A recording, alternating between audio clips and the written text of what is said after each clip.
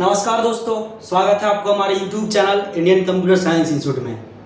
तो मेरे भाई, आज का जो लेक्चर है लेक्चर नंबर 5। लेक्चर नंबर 5 के अंदर कुछ टॉपिक छूटा हुआ था जिसका नाम है ऑपरेटर्स।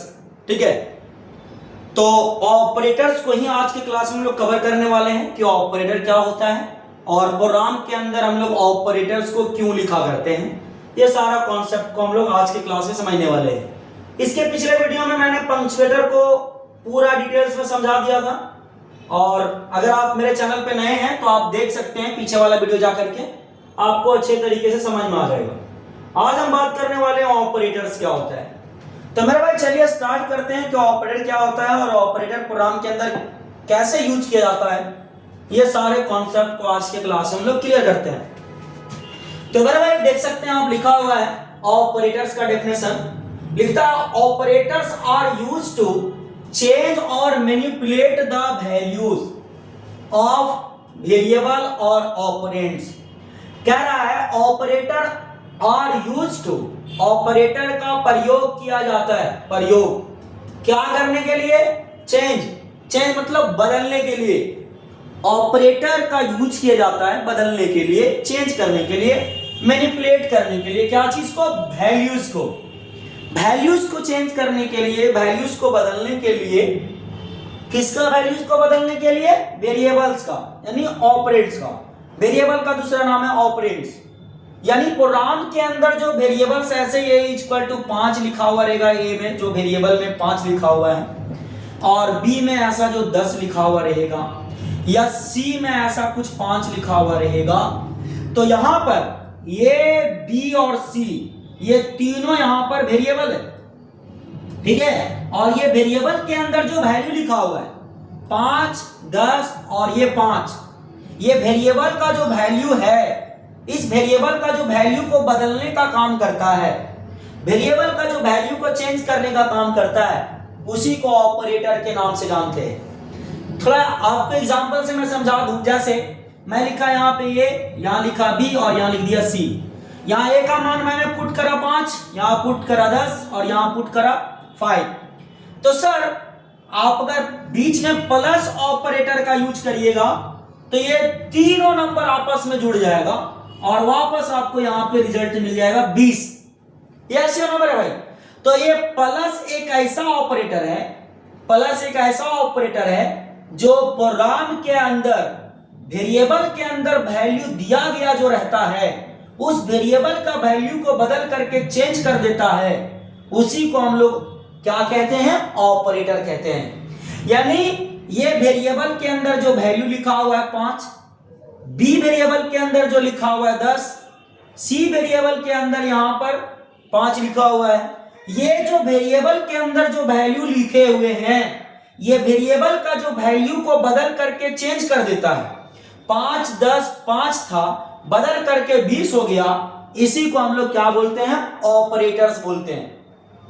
और प्रोग्राम के अंदर जो अपने अंदर वैल्यू को स्टोर करके रखने का काम करता है, उसको हम लोग वेरिएबल कहते हैं और उसी को ऑपरेंड्स कहते हैं। तो यहां ए, बी और सी वेरिएबल है और इसके अंदर जो वैल्यू लिखा हुआ है, उसका वैल्यू को जो बदल देता है, उसी को ऑपरेटर के नाम से जानते हैं। सारा बात क्लियर हो गया मेरा भाई? तो यहां आपको सारा कंफ्यूजन दूर हो गया होगा ऑपरेटर्स का, कि ऑपरेटर किसको कहते हैं और ऑपरेटर क्या काम करता है प्रोग्राम के अंदर। ये सारा कॉन्सेप्ट आपको समझ में आ गया होगा। तो मेरे भाई आज हम लोग बात करते हैं ऑपरेटर का कुछ और कॉन्सेप्ट जो इसके अंदर छिपा हुआ है। अभी आप देख सकते हैं a equal to 5, b equal to 10 और c इक्वल टू 5, ये अलग अलग प्रकार के वैल्यू लिखे हुए वेरिएबल के अंदर। और ये वेरिएबल के अंदर जो वैल्यू लिखे हुए हैं, उस वेरिएबल का जो वैल्यू को चेंज करता है, उसी को ऑपरेटर्स के नाम से जानते हैं। मगर ये ऑपरेटर्स भी 2 प्रकार का होता है। ठीक है, यानी 2 तरीके से हम इसको लिख सकते हैं। ठीक है, तो पहला का नाम क्या है बाबू? यूनरी ऑपरेटर्स, और दूसरा का नाम क्या है? Binary operators. ठीक है, तो पहले हम लोग समझते हैं कि यूनरी ऑपरेटर्स किसको कहा जाता है, फिर हम लोग बात करेंगे कि बाइनरी ऑपरेटर्स किसको कहा जाता है। तो चलिए समझते हैं हम लोग कि यूनरी ऑपरेटर्स किसको कहा जाता है और हम लोग यूनरी ऑपरेटर्स को प्रोग्राम के अंदर कैसे लिखा करते हैं और इसका क्या कॉन्सेप्ट है, ये सारा चीज होगी। तो देखते हैं यहाँ पे क्या लिखा हुआ है मेरे भाई। अब ध्यान से गौर करिएगा, डेफिनेशन को लिखा हुआ है those operator which require only one variable और operand to operate are known as unary operators. कह रहा है दोज ऑपरेटर्स, दोज मतलब वैसा, वैसा या वैसे, वैसे ऑपरेटर विच रिक्वायर्ड, जिसको जरूरत होगा, क्या जरूरत होगा, ओनली, केवल, केवल वन वेरिएबल, एक वेरिएबल, एक सिंगल वेरिएबल इसको जरूरत होगा। ठीक है, इससे अधिक इसको नहीं चाहिए। एक वेरिएबल जरूरत होगा, एक ऑपरेंड जरूरत होगा। मैंने बताया आपको वेरिएबल का ही दूसरा नाम क्या होता है, ऑपरेंड। तो वैसा ऑपरेटर जिसको जरूरत होगा केवल और केवल एक वेरिएबल, ठीक है, टू ऑपरेट, और उसी में वो ऑपरेट करेगा, उसी में काम करेगा, उसी में वर्क करेगा, उसी को हम लोग किसके नाम से जानते हैं, यूनरी ऑपरेटर्स के नाम से जानते हैं। जैसे मेरे भाई यहां पे मैंने लिख दिया a इक्वल टू 5 और b इक्वल टू लिख दिया 7। अब यहां पे मैंने करा a और यहां करा मैंने b, यहां पुट करा मैंने 5 और यहां पुट करा 7, बीच में प्लस लगा दिया, ये दोनों का वैल्यू बदल गया। ठीक है, क्या हो गया यहां पे 12, कोई दिक्कत वाली बात नहीं है। मगर आप एक चीज नोटिस करिएगा, तो यहां पे दो वेरिएबल यूज किया हुआ है। ठीक है, पहला वेरिएबल जिसका नाम है a और दूसरा b, और ये एक a के अंदर 5 और b के अंदर 7 रखा हुआ है। ये दो अलग अलग वेरिएबल और ये दोनों वेरिएबल का अलग अलग दो वैल्यू 5 और 7, 5 और 7, और ये 5 और 7 जो है ये आपस में जुड़ करके 12 हो गया। मगर आप एक चीज नोटिस करिएगा कि यहाँ दो वेरिएबल के बीच में ये प्लस लगा हुआ है, तो ऐसा दो वेरिएबल इसको नहीं चाहिए। इसको कितना चाहिए, सिंगल वेरिएबल चाहिए, और सिंगल वेरिएबल में लग करके अगर वैल्यू को बदल दे रहा है तो उसी को हम लोग क्या बोलते हैं, यूनरी ऑपरेटर्स कहते हैं। क्लियर हो गया मेरे भाई। तो देखिए यहाँ पे कुछ कुछ ऑपरेटर्स का नाम भी लिखा हुआ है, जैसे यूनरी प्लस, अगला यूनरी माइनस, अगला दो अलग अलग प्रकार के प्लस अगर साथ में रहते हैं तो उसको हम लोग इंक्रीमेंट ऑपरेटर के नाम से जानते हैं। दो माइनस आपस में रहता है तो इसको हम लोग डिक्रीमेंट ऑपरेटर के नाम से जानते हैं। और unary plus, unary minus, increment operator और डिक्रीमेंट ऑपरेटर एक ऐसा ऑपरेटर है जो सिंगल वेरिएबल पे लग करके वैल्यू को चेंज कर देता है। क्लियर मेरे भाई। अब आगे बात करते हैं हम लोग बाइनरी ऑपरेटर्स के बारे में। ठीक है, तो देखिए हम लोग समझते हैं बाइनरी ऑपरेटर्स क्या होता है। पास कर दो।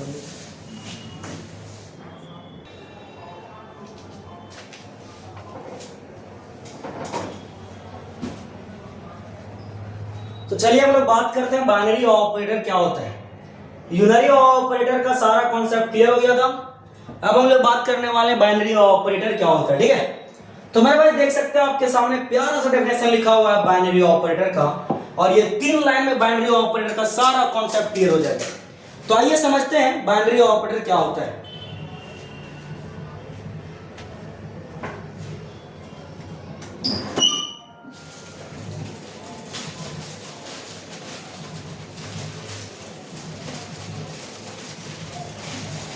देखिए बाइनरी ऑपरेटर कहता है those operators which required two और मोर देन टू वेरिएबल और operand to operate are known as binary operators.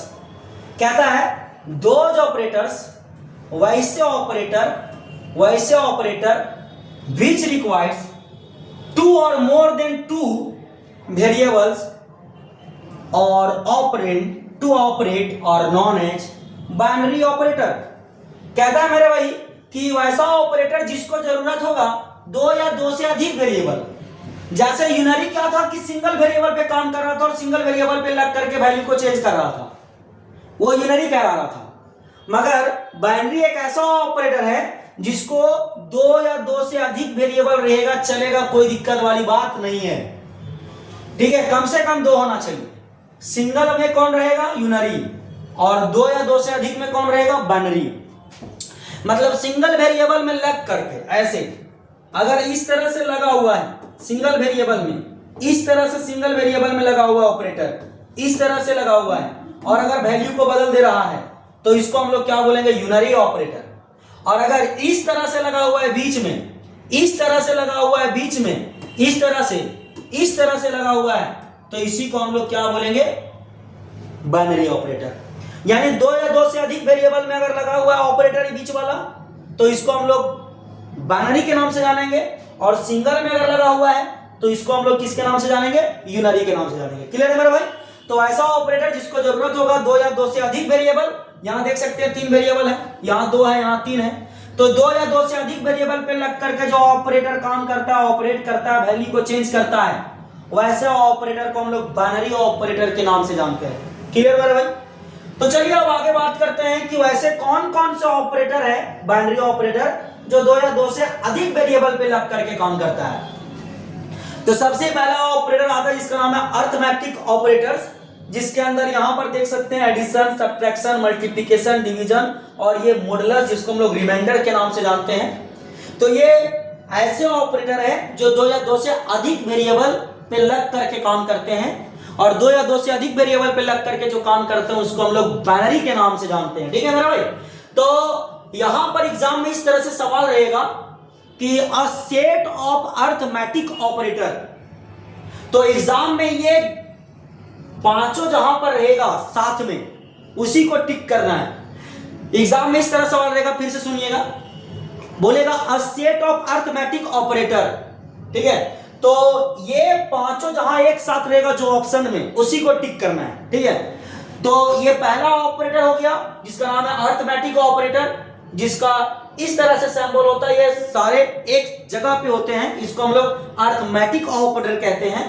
इसी तरह से दूसरा एक और होता है जिसका नाम है बाइनरी ऑपरेटर के अंदर दूसरा जिसका नाम है रिलेशनल ऑपरेटर, और रिलेशनल ऑपरेटर के अंदर less than, greater than, less than और इक्वल टू, और आगे ग्रेटर देन इक्वल टू, उसके आगे equal to, not equal to, ये सिंबल को हम लोग कहते हैं रिलेशनल ऑपरेटर, और ये रिलेशनल ऑपरेटर का सेट है। एग्जाम में सवाल आएगा कि रिलेशनल ऑपरेटर का सेट का नाम बताइए, तो ये सभी जहां रहेगा उसी को आपको टिक कर देना है। ठीक है, आगे बात करते हैं बाइनरी ऑपरेटर्स के अंदर तीसरा जिसका नाम है लॉजिकल ऑपरेटर, और ये लॉजिकल 3 ऑपरेटर होता है। ऐसा वाला सिंबल को हम लोग लॉजिकल एंड कहते हैं, इस तरह से रहता है उसको लॉजिकल और कहते हैं, और ऐसा रहता है इसको हम लोग लॉजिकल नॉट कहते हैं, और ये पूरा सेट बनता है किसका, लॉजिकल ऑपरेटर का। एग्जाम में सवाल आएगा लॉजिकल ऑपरेटर का तो इसको टिक करना है, एग्जाम में सवाल आएगा रिलेशनल तो इसको टिक करना है, और अगर एग्जाम में सवाल आएगा अर्थमेटिक तो ये वाले सिंबल जहां रहेंगे उसको टिक कर देना है। ठीक है, आगे और भी ऑपरेटर्स हैं, जैसे आप देख सकते हैं चौथा नंबर जिसका नाम है असाइनमेंट ऑपरेटर, जो इस तरह से होता है, जो असाइन इसको कहा जाता है, इक्वल टू साइन को असाइन, क्योंकि वैल्यू को असाइन करके रखता है, अपने अंदर रखते हैं, जैसे a इक्वल टू 10 रखते हैं हम लोग, तो इक्वल टू साइन को हम लोग असाइन ऑपरेटर कहते हैं या असाइनमेंट ऑपरेटर भी कहते हैं। अगला इस तरह को हम लोग कहते हैं ऐड एंड असाइन, अगला सब्ट्रैक्ट एंड असाइन, ये सारे सिंबल किसके हैं, असाइनमेंट ऑपरेटर के। एग्जाम में सवाल आएगा असाइनमेंट ऑपरेटर किसको कहते हैं, तो ये वाले सिंबल को टिक कर देना। ठीक है, आगे बात करेंगे तो बीट वाइज ऑपरेटर एक आता है जो इस तरह से सिंबल होता है। ठीक है, ये सारे ग्रुप को हम लोग बीट वाइज ऑपरेटर कहते हैं। ठीक है, आगे बात करें तो कंडीशनल जिसका नाम है टर्नरी ऑपरेटर, और टर्नरी ऑपरेटर का सिंबल इस तरह से होता है, क्वेश्चन मार्क और 2 बिंदु कॉलन, इसको हम लोग टर्नरी ऑपरेटर यानी कंडीशनल ऑपरेटर के नाम से जानते हैं। ठीक है, और ये 3 एक्सप्रेशन पे काम करता है, कंडीशन, एक्सप्रेशन 1 और एक्सप्रेशन 2, ये 3 अलग अलग प्रकार के एक्सप्रेशन पे काम करता है। आगे की क्लास में इसका कॉन्सेप्ट को क्लियर कर देंगे। अभी आप इतना जानिए कि कंडीशनल टर्नरी ऑपरेटर इसको कहा जाता है, और ये 3 एक्सप्रेशन पे काम करता है। इसका सवाल हम आगे जब क्वेश्चन करवाएंगे उस समय करवाएंगे। ठीक है, टेंशन ना लीजिए। आगे लास्ट ऑपरेटर है जिसका नाम है क्लास मेथड ऑपरेटर, यानी class member operator, class method operator के नाम से जानते हैं इसको। तो क्लास मेंबर ऑपरेटर इस तरह से होता है 2, जिसको हम लोग स्कोप रिसोल्यूशन ऑपरेटर के नाम से जानते हैं, और मेंबर एक्सेस ऑपरेटर के नाम से जानते हैं इस डॉट को।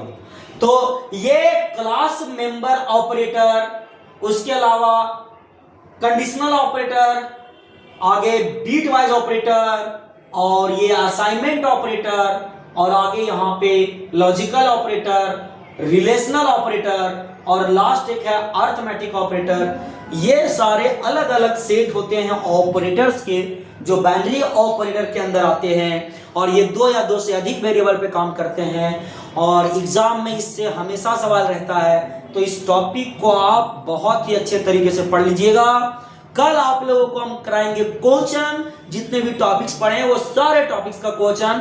तो क्वेश्चन करने के लिए तैयार रहिएगा कल, ठीक है। कल हम लोग करेंगे क्वेश्चन, और क्वेश्चंस में आपको ये भी बताने वाले हैं कि कौन सा क्वेश्चन कब पूछा हुआ है। तो ये ध्यान रखिएगा, और जो आपके नए दोस्त भी रहेंगे आप उनको भी बता दीजिएगा, ठीक है। तो आज का क्लास होता है यहीं समाप्त। मिलते हैं आपसे नेक्स्ट क्लास में। घड़ी का वक्त होगा शाम 7 बजे, ठीक है। जय जवान, जय किसान, जय हिंद।